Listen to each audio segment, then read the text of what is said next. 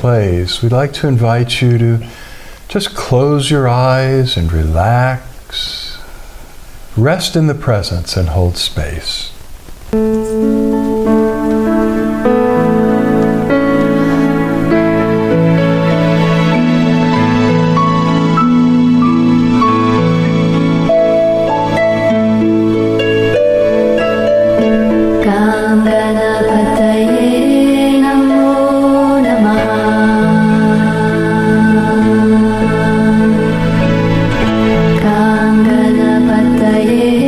Namo Namaha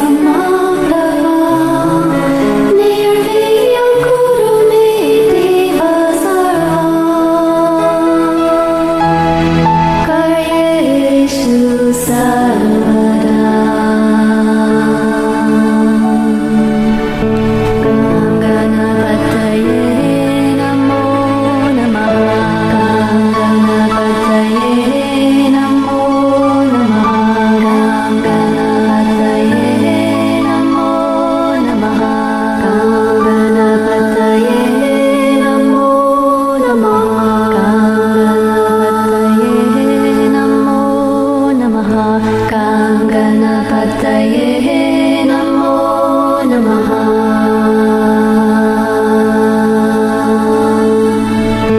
Gam Ganapataye Namo Namaha. Gam Ganapataye Namo Namaha. Jai Ganesha Gananata Dayaniti Sakala Vignakarajura Hamari. Jai Ganesha Gananata Dayaniti Sakala Vignakarajura Hamari.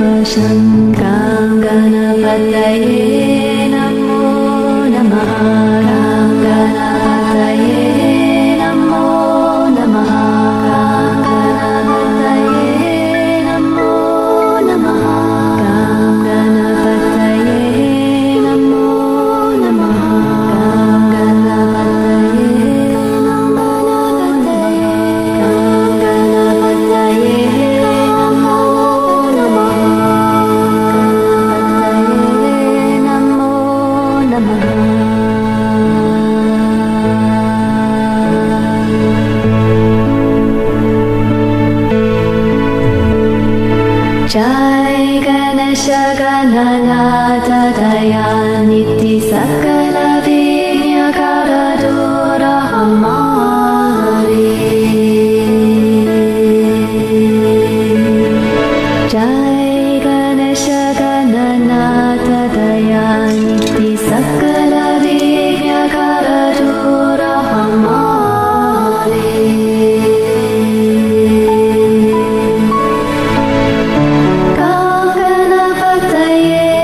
Namo Namaha.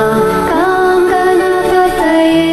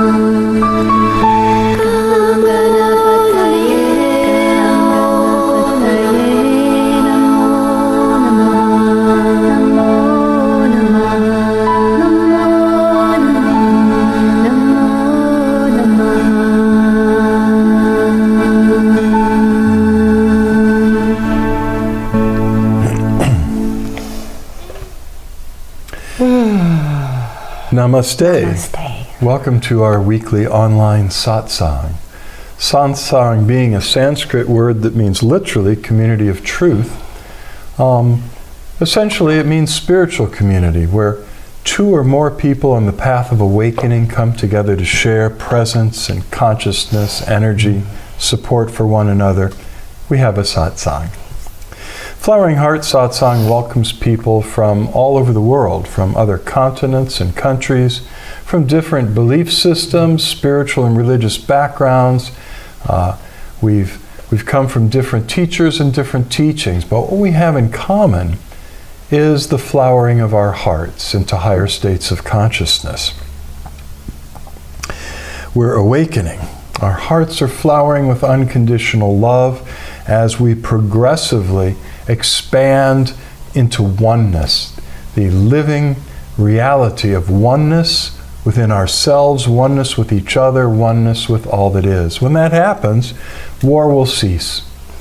Competition and conflict will cease. Why would we be at war with ourselves? When we're awakened, we look into each other's eyes and we see ourself looking back at us through the eyes of the other. Because there is one consciousness in the universe, there is one supreme being, and we are all expressions of that one fully enlightened, fully divine being. It is our true essence, our true nature, our sacred divine self. What you've been looking for is you. And many of us spent years perhaps looking for divine union, seeking enlightenment, and we're beginning to see quite clearly that our true self dwelling within us is already enlightened and is the divine being itself. So that's what the world needs. When the world awakens, when the collective consciousness of humanity awakens from feeling like billions of separate beings threatening each other, competing with each other, in conflict with one another continually, when we awaken and the scales drop from our spiritual eyes, conflict will give way to harmony and peace. All it takes is awakening. This happens one person at a time, but as more and more people are awakening on this planet, it's rippling out into the collective consciousness. And a day will come where the entire collective consciousness of humanity will begin to shift from the illusion of separation into the reality of oneness with all that is. So, spiritual community, satsang is a big part of that journey. We're glad you're here tonight. Please be sure to give us, if you're on Facebook Live, a heart or a thumbs up, a love or a like, and that'll tell us after we're done. We can look and see who you were who joined us. And that goes for people. You see many, many times more people participate in these satsangs after we finish on Monday nights between tonight and next Monday night. Many, many more people. So if you're one of those folks, because of your schedule, because of the time zone you're in, or particular circumstances, view these satsangs at a different hour than when we're doing it live, please give us a like or a love. It'll still show, we'll go back and see you, that you dropped in during the week. And that'll be delightful. Thank you so much. For those of you that are at Vimeo, you would need to enter a comment in the chat. Just say, hi, I'm here. And we'll send you a little extra love and hugs at the end. We open it to questions and answers about the spiritual journey, about spiritual practice, about meditation, about awakening, about divine union, anything pertaining to the spiritual journey, and best your own practice or experience, and certain obstacles you may have encountered or challenges, or just some area where you'd like more understanding, more clarity. If you'd enter a question into the chat, we will seek the divine for the answer. It's automatic. When you ask, the divine just pours inspiration out to us and through us, to you, and everyone benefits. So, if you would ask in your heart of hearts, ask inside, is there something that you would have me share in the satsang tonight, or something you'd have me ask? We would love to hear it. We'll wait a few minutes. And we like to give some time to those questions and answers. In the last month or so, I've been reading some inspired quotes each Monday night, and I don't have a list of quotes to read to you tonight because Suzanne and I have been deeply involved in a construction project. In Flowering Heart Center, this is a very large space. We're converting part of it into living quarters for someone, and it's a complete remodel, including bathroom, installing kitchen, plumbing, you name it, which is something that I've done before, but I did it briefly after many, many years of being just working in ordained ministry for decades. I took a sabbatical, as it were, and I went to work with my hands, doing finished carpentry and remodeling, and I loved it for a few years. But I quit doing that over 20 years ago, I think now. No, almost 20 years ago. So, I'm out of shape when it comes to hanging cabinets and drywall and all this stuff. Suzanne's tiling rooms, and we're putting in electric, and wow. And we're doing it ourselves with a little bit of help from some family members when they breeze through, and we appreciate it. It's interesting, while I was doing the grout on the tile floor this week, I was contemplating, several years ago I'd done some tile on some floor, and my older son, who's now a contractor, came in and he said, "Wow, Mom, your grout lines are perfect." And I was like, "Well, they're not perfect, but as nice as I could get them." And he said, "No, they're really, really perfect." And so while I was in there grouting, you know, there's lots of time when you're just sitting there filling stuff in between lines, you know. And I started contemplating his comment a few years ago.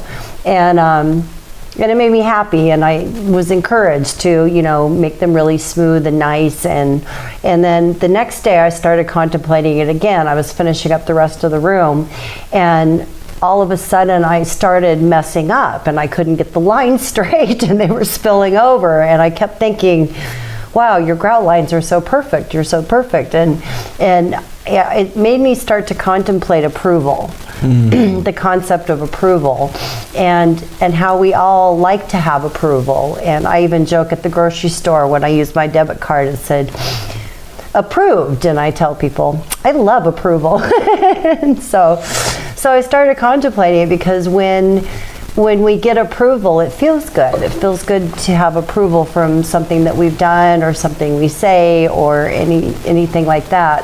But when the ego gets involved, and the ego is craving approval, or you're doing something to seek approval, that's where things get a little rocky. It's like it's like that ego wants it so bad, or craves something, that I started messing up on the grout lines, and I kind of laughed at myself and my ego about how, and that's pretty much true with anything that we're seeking out of ego and out of the mind, is that we're seeking it from somewhere else. And if we're doing things from love or from the heart, then we don't care if we get approval or not. Yes, it's really nice when we do get it, but it's not like it feeds the ego because we were craving it. So I'm using that as a meditation for this week for other areas in my life too.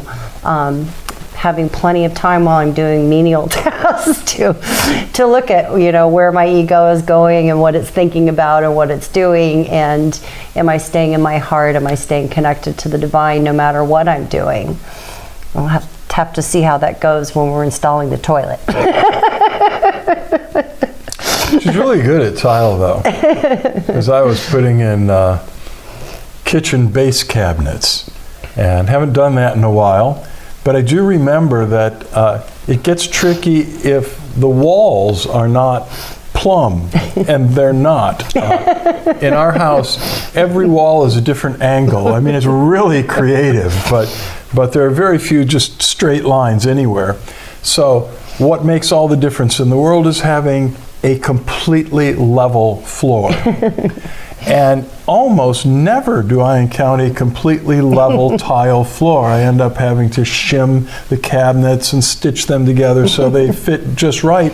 And I set those base cabinets in there on the floor, and it was absolutely level. It was level this way, it was level that way, and that's because the floor was perfect. Let's see, I'll Now, take, see, if I'll you take let that that go to your approval, head, right? then when you do the next room, you're going to screw up. So I just felt let it that go. ego juice come in. I was like, ooh, I'm getting approval. That feels really good. But I wasn't seeking approval when I was doing the tiling. I was when I was doing the grout. Well, that's not my area. I don't praise good grout lines. But level floors, yeah, man. Plumb and level, that's my thing. Okay. Well, I see all the questions are just rolling in. The weeks when I've been coming with a list of quotes from famous people about interesting subjects, y'all were just flowing with questions, and tonight I didn't bring a list, and I guess you didn't either. Come on, ask yourself if there's something. Is there anything about your spiritual journey that you'd like some clarity about? I don't mean, pray that I get what I want and that all my problems go away. I mean, we'll do that, but there must be something you've been chewing on, thinking about, pondering. Why am I stuck here? What's it going to be like then? Something. We'll give a few minutes to that, and then we'll move on to some. Oh, and we are sharing the Flowering Heart Blessing, but all of you probably know that. It's a transmission of divine grace, spirit, consciousness. It is a gift from the divine itself. When the divine gave the Flowering Heart Blessing to me and Suzanne, we were told, this blessing does not come through an avatar or a master or any spiritual hierarchy or organization. It comes directly from divine source, and as such I give it to whomever I please, and I please to give it to whoever wants it as a gift of grace. So don't charge for it. Give it. As grace means something is given as a gift, and there's no earning it, there's no paying for it or deserving it, nothing like that. Divine love is like that. It's unconditional. It's pure gift. And the Flowering Heart Blessing is an aspect of that. And the divine said, tell people when they receive this blessing, which you are right now, you're soaking in it, you're initiated and activated to be able to share the blessing with others, either through touch, a light touch on the head, with the informed consent of the person you're giving it to. Let them know this is going to do something to them. They may not get it right away, although most people feel the presence, feel the divine presence right away, which is one of the things I love about every form of blessing I've ever been around. People need it. People are seeking the divine. People are seeking altered states, higher states of consciousness. And with various powerful forms of blessing going around today, in just a minute or two, people experience the lightness of being and the presence of the divine and transcendence. And so there it is. But you're receiving it, so you're activated to share it through touch or to distance, in prayer and meditation. Yes, I couldn't remember what that was called last week. Smarana Diksha. Touch is Sparsa Diksha. The eye blessing is Nayana Diksha. Diksha just means blessing in Sanskrit, but these words, Sparsa means through touch, Nayana means through the eyes, and Smarana means through an intention or holding someone in remembrance in your heart and inviting the divine to bless them. It works, so please use the blessing. The world needs it. You and I need it. And you can give it to yourself. That's true. And this is one of those things where truly it is more blessed to give than to receive. As the blessing flows through you to group, I mean, you can, with intention blessing, you can send the blessing to a whole country, to all of humanity, because it's not you that's doing it. You're just a connection, and the divine is doing it, but the divine is pouring that blessing through you. So as it pours through you, it will transform you as well as the people that you're holding the intention for and that the blessing is flowing out to. So please do that. Go to our website if you need to know more about the blessing. floweringheart.org has hundreds of pages, actually, of information on the journey of awakening and divine union. But a 36-minute video, there are multiple links to it, right on our homepage. The video explains blessing and takes you through a guided meditation of initiation. And you could just get a friend or a spiritual acquaintance to sit with you, hit play on your computer, and 36 minutes later, the two of you, or however many there are, can begin giving blessing to each other. It's powerful. So make use of that video. I think it would help. If you don't already have a blessing group, start one. It's great. We love this every week. We also have an in-house at Flowering Heart Center, Satsang and Blessing Circle every Wednesday night. If you're ever in the Tampa Bay area of Florida, please come join us on Wednesday night at 7:30. We'd love to have you. But there's something so special about a group of people that make a habit of coming together, meditating together, hearing each other's trials and challenges, and offering encouragement and offering the blessing to each other. It's one of my favorite things in life. Absolutely. So Jennifer says, would like to publicly express gratitude for my teenage son and I coming within feet of a head-on collision, also involving a pedestrian. And everyone drove and walked away safe and waving and smiling at one another. Wow. Nice. Miracles. Thank you for sharing that. It's so important that obviously you can see the hand of the divine at work there. I remember one of our teachers in India said, well, how do I know it's the hand of the Lord? How do I know it's a miracle of grace? Maybe it's a coincidence. And this particular teacher said, look, if anything at all in this world actually goes your way, that's a miracle of grace. That's the hand of the divine. Did you see how much light just came into the room when she shared that? Yeah. Yeah. So whenever something amazing happens, you can be sure it is the hand of the divine. And if you express gratitude, it opens you to more miracles and greater miracles. No, I hope you don't need more like that one, but sure. And when you share with others, as Jennifer just did, it opens you to be a greater vessel of divine grace. The more you share things like this with others, the more the divine will anoint you, will inspire you, and pour the light through you. The divine is looking for vessels to use. And the divine prefers us broken vessels. Quirky, flawed vessels to something that appears perfect and wonderful. Because the divine wants everyone to know that anyone can be useful. Anyone can be a vessel of grace. And often there's more humility when we come from humble roots and the divine pours miracles through us than if we're some high and mighty thing with a big ego. Yeah. Thank you for sharing that.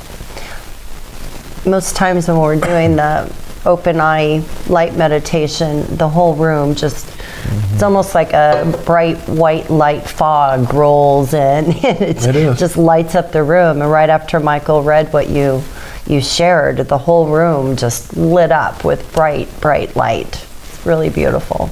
Like Michael said, it's really good for us to be sharing that. The more of us that can start to see things in the world as miracles, it amplifies them and helps others on their journey, because there's some people that don't believe in miracles. There's some people that don't believe in divine intervention. And so when we share them, it helps everybody's process. So this made me think of someone that wasn't quite as lucky as graced as you were. And he was recently shared about 2 serious accidents he had. One when he was 16 and the other when he was like 26. And a lot of you probably know him. And if you don't, he does have a Facebook page. It's Skip Miller. And Skip, a lot of you may know his story, but even if you do, the 2 most recent posts he's made about his life, I think, are worth reading. The first one, he tells about when he had a motorcycle accident when he was 16. I won't go into details, but oh my gosh.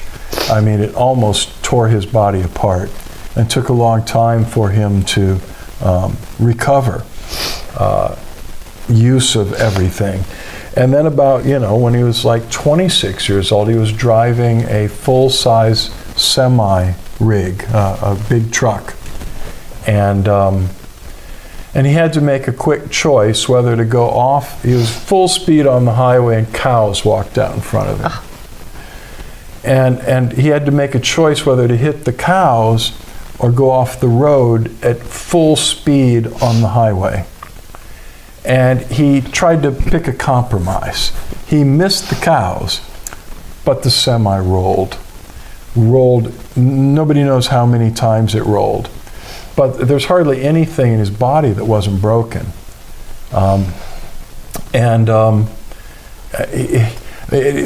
He had truck tire marks over his chest, and his skull was fractured in many places, and all kinds of. I won't say more because I don't want you to feel bad hearing about it, but it's horrendous what Skip went through, and even after the accident, he managed to crawl back up to the road, and the first person that went by wouldn't stop to help him. And he lived through it. But the deal is, Skip has not lived without constant pain for most of his life. Really since he was 16, but especially after that semi-accident when he was 26. And the miracles of divine grace have been incredible, but when that truck rolled, he was out of his body. And he saw his body lying there, and he says, I didn't go into the light. No, the light was already everywhere. And that made me think of it, the light that just filled this room when we read Jennifer's story and what Suzanne was saying, which is so true. When we do the open eye light meditation, which is the end of the satsang, almost always, the room fills with this luminous mist. It's like white light fog, and you can't hardly see across the room for the thickness of the light. And made me think of Skip's story, because he said, did you go into the light? No, I didn't go into the light. The light was everywhere. And another nice thing that his experience that he shares is that when he was out of the body, looking at his body lying on the ground, he said all the karma, all the self-judgment, all the fear, all of that stayed with the body. And he was simply divine consciousness that had been liberated from form. And he said, this Skip, however you put it, this Skip story, it only lasts as long as that body. That I'm something else, But it's worth reading, so and meditating on. And then he said something very real, which is that I've been in constant pain every day since then for years and years and years, and almost no one knows. Almost no one can tell. He is sunshiny and loving and serving and a vessel. I mean, his whole life story is cool, but he's given himself to not resisting the pain and just serving.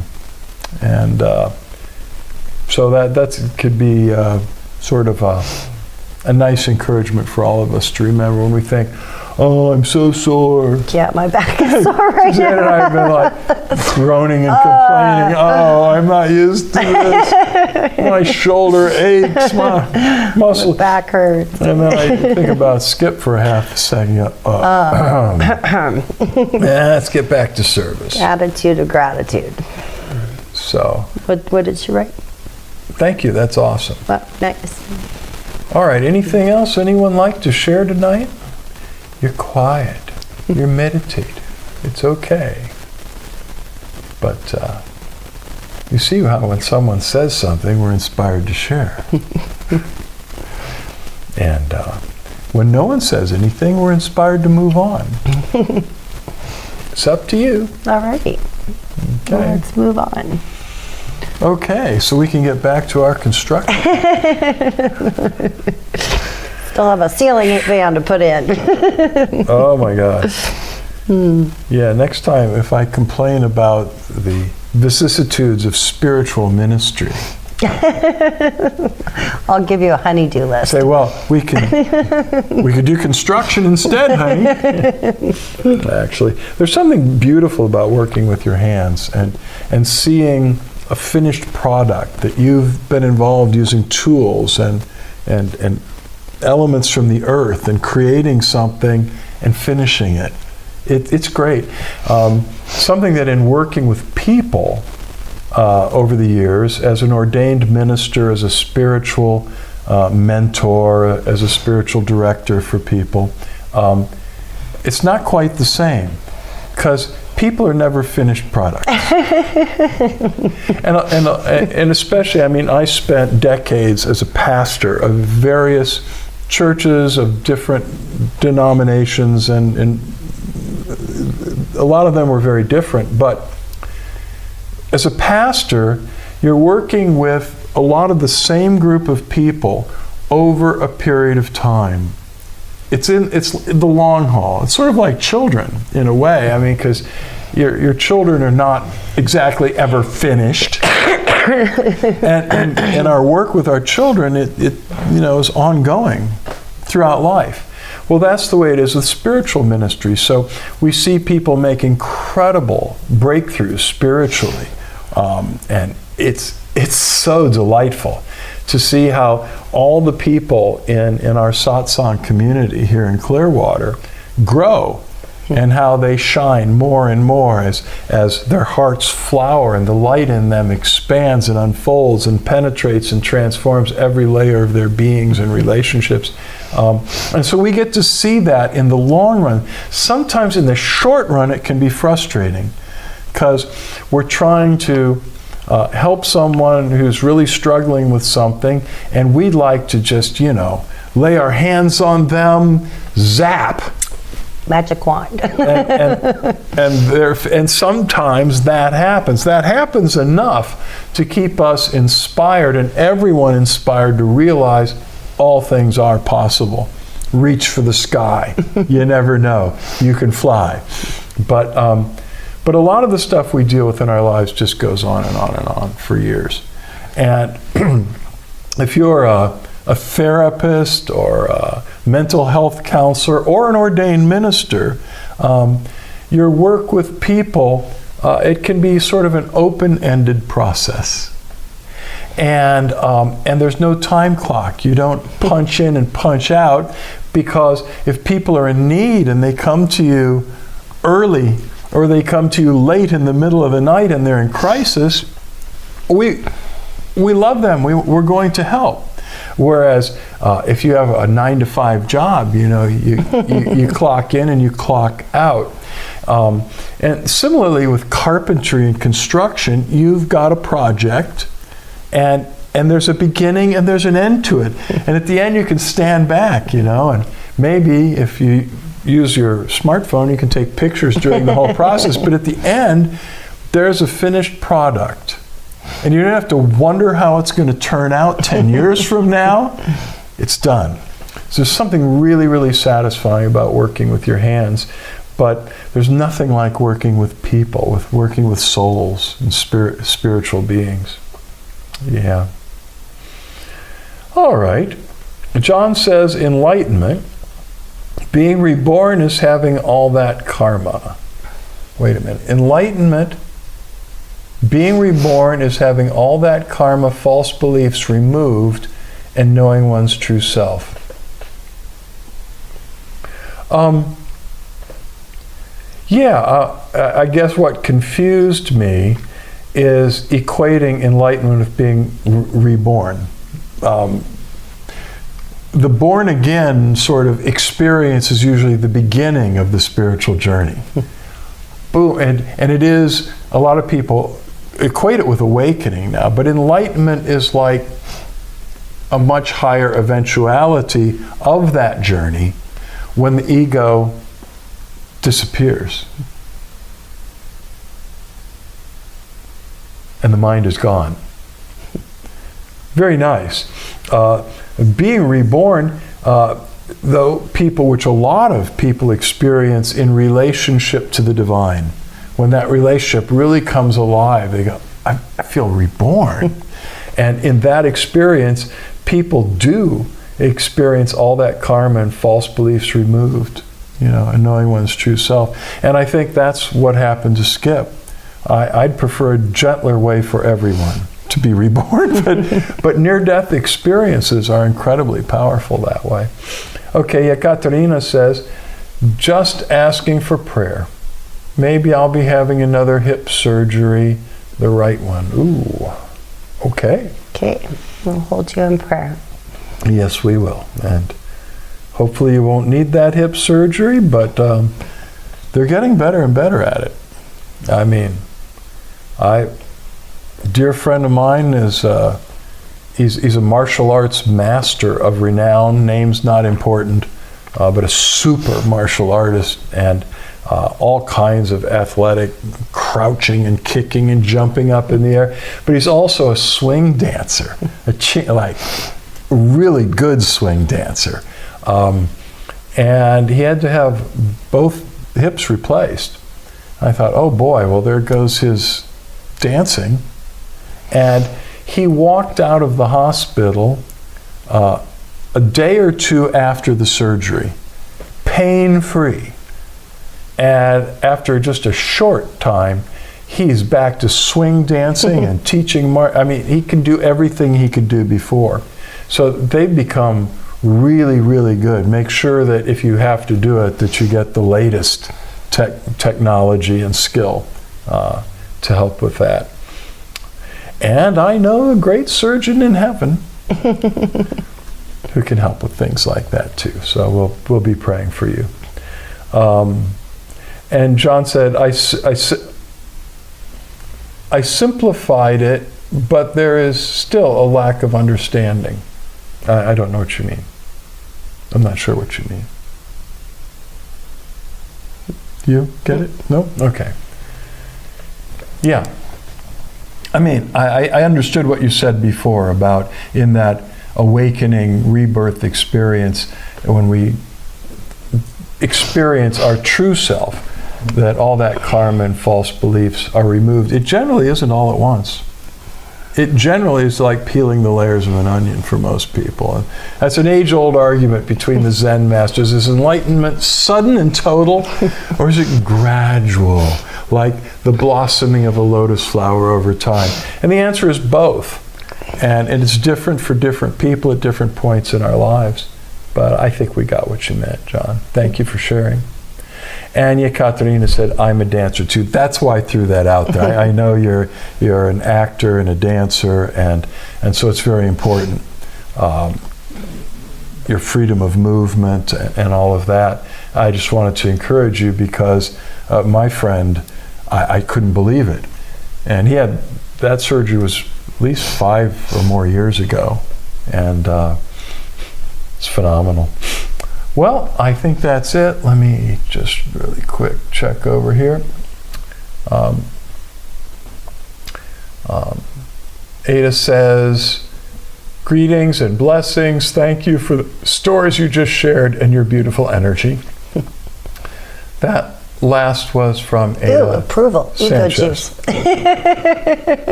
It's funny that I don't feel ego juice from that. I know. And it is nice to get a reflection that our labors actually, if they bless you, it's good to know. And I don't think it would corrupt us to say, thank you. It's okay. But we're good too. We're fine. So let's close our eyes and center in your heart, the center of your spiritual being. The divine presence in its fullness dwells within you there. The divine presence dwells everywhere, but has a special place deep within us at the center of our being. The mystic poet Rumi said, "You are not a drop of the ocean of God, you are the entire ocean within a drop." The fullness of the Godhead dwells within you. In India, they call it perhaps the Paramatma, the supreme being that dwells within. Some would call it the cosmic Christ, the God within, the indweller. Whatever name you give it, the fullness of the divine source dwells in you at the center of your being. And it is all powerful, all knowing, all wise, and all loving. This divine being knows everything you've ever done, whether you've confessed it to yourself even. The divine already knows. And this divine presence knows everything you will ever do and loves you anyway, every way, unconditionally. Only love, love, love, love. There is no judgment. We judge ourselves. This is one of the misunderstandings that has kept people from the light. Self-judgment, self-loathing, hatred. We judge ourselves. The mind creates the veil of distance between us and the light of the divine. It's not real. It's an illusion of the mind. You are always in the light. And the light is always reaching out to embrace you and draw you into itself. That's the secret. Just let go and let the presence draw you into oneness with itself. Let the divine free you from suffering, from illusion, from wrong thinking, from repressed emotions, charges, programming. Let the divine clear your soul, clear your mind field, and inspire you with divinely orchestrated ideas and feelings and thoughts. This presence wants to heal your body too. And it can. Oh, what seems like a huge miracle to us is an ordinary thing for the divine presence. Just let it be. Receive the flowering heart blessing to enlighten your spirit, to illumine your soul, to heal your body, to heal your relationships, and bring you into awakening. Oneness with the divine light, oneness with all that is. It's not something you earn, it's not something you can do. Just consent, allow, and drink it in. Receive the grace that is flowing to you right now.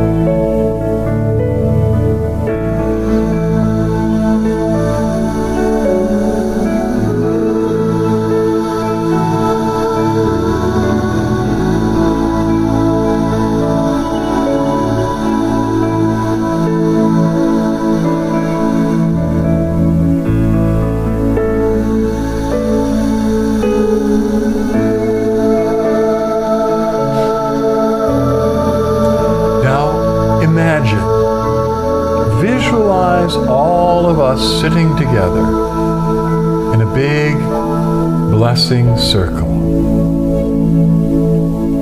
And lift up your hands with your palms open, facing forward, your eyes closed. Invite the presence to pour the flowering heart blessing through you to everyone else sitting in the circle, knowing that it's flowing back to you through them.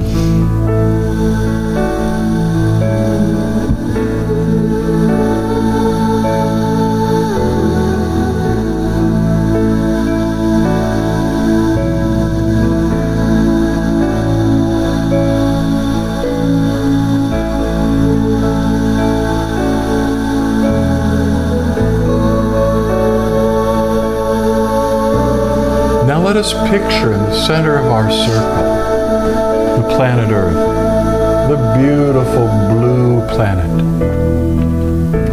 And let us hold a strong intention and ask the divine to pour healing healing grace and blessings through us for Gaia, Holy Mother Earth, to heal the environment, to heal the planet itself, and all the creatures living in it and upon it.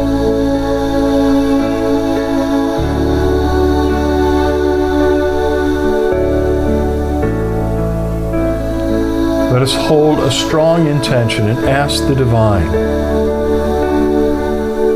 to dissolve from the hearts of all human beings on planet Earth greed, selfishness,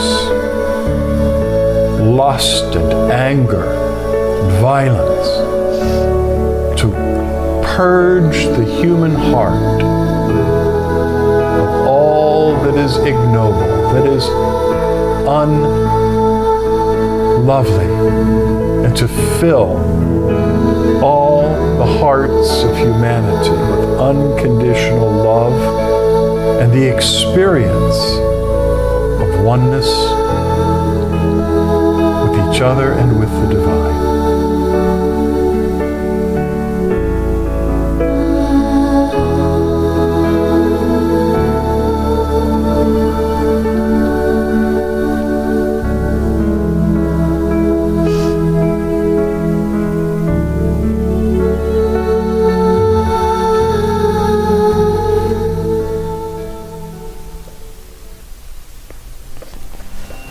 And now, relax your hands, open your eyes when you're ready, and begin to make direct eye contact with Suzanne and or me.